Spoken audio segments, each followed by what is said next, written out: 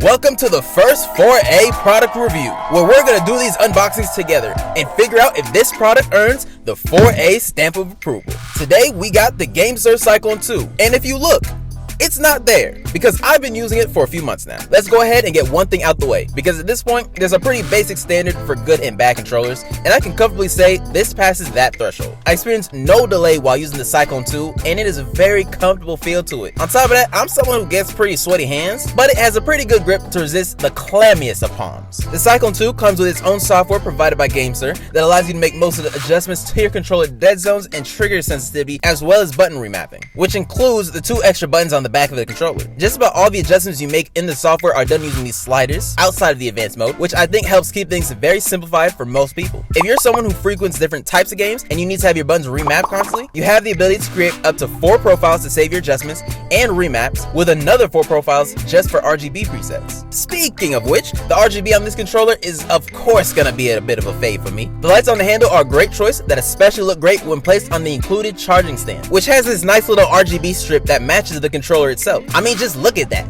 That's been my POV for a few months now. The controller itself uses USB-C charging, so you get to enjoy your fast recharge and get right back into your games. This controller is also multi-platform, so if you play Xbox, PlayStation, PC, Switch, and yes, even mobile, you can make use of this one controller for all your consoles, which is a nice touch. And something I didn't know for a while, but if you flip this switch on the back of the controller, you can actually change the full travel of the triggers. So you can change from the full motion or have these short travel clicky triggers,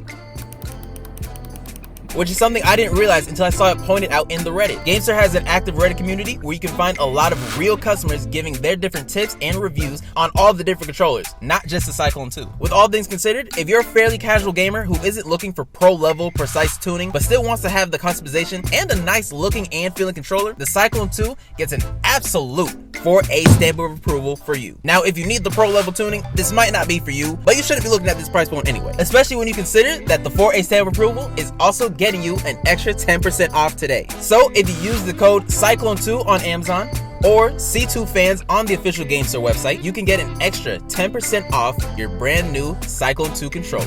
So go ahead and get yourself a Cyclone 2 controller and let them know the 4A sent you.